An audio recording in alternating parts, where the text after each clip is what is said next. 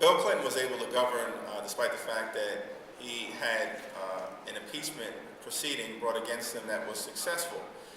We believe, but certainly I believe, that Governor Paterson is entitled to a presumption of innocence. He should be given the benefit of the doubt. We have important business to do here in the state of New York, first and foremost to deal with the $8 billion budget deficit. And I'm confident that at this moment, people of goodwill will come together, leave the politics and the investigations aside, and for others, and go back to doing the business of the people. And I shared that opinion, there was a comment made in the Daily News today that the Speaker stated he would like to negotiate the budget with the Lieutenant Governor. I find that to be inappropriate, and actually I find it to be offensive.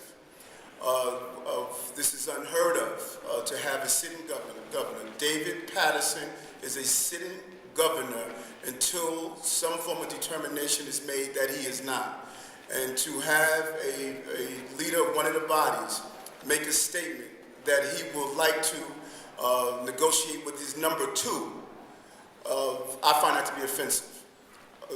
Governor Paterson is the number one chief executive in the state, and that's who we should be negotiating the budget with.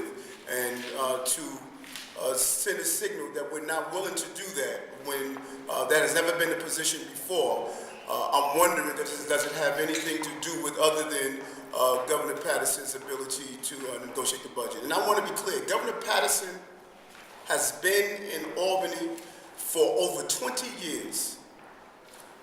And to give a signal that he's incompetent, he's unable, or he can't handle the rigorous actions of being the governor, I think is incorrect.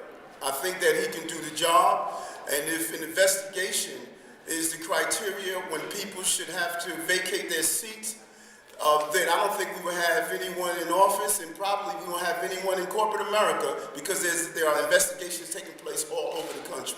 What other motives would the Speaker have then? I don't know, and I think that's a question that we need to ask the Speaker. This is not the first governor that that was under investigation. Has he called for to negotiate with a number two before? So I think only he can answer that. What were his motives? I can't go into his brain to figure that out, but I strongly disagree with him, and I find it to be offensive that he would state that he would negotiate with the governor's number two when the number one is still in the mansion. Senator, what do you say then to the concern that a lot of members have voiced, and I think you on one very widely publicized occasion did as well, that the governor has a credibility problem, that when he makes a deal, he doesn't always stick to it, and that's what the Speaker has complained about. That seems to be what's motivating, at least on the surface, this call for radical. Well, I have a news flash. I don't know many elected officials that don't have credibility problems. And if that becomes the criteria on who can sit in office and who can't, then we're in trouble. So I think that I will critique the governor and I will criticize him when he's wrong, but it's not about David Paterson. It is about the seat. And my concern is not David Paterson, the individual, as much as the mansion itself. That seat is important.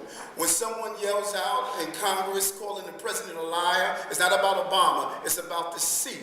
When someone doesn't come to the airport to meet a sitting president in Las Vegas, it's not about him, it's about the seat. So the attack that I see is not about David Paterson, it's about the seat. He's a sitting governor. You don't state because of a credibility problem or because you don't like the suit he's wearing or you don't like he's under investigation that now you don't have to go through the process. If he did something wrong, then the investigation would determine that. That is not the Speaker's job. The Speaker is not the judge and jury or the decider of who he negotiates the budget with. Our state constitution determined that. And unless he has become the modern day Napoleon where he crowns himself, he's only the Speaker. He is not the leader or the king of New York State.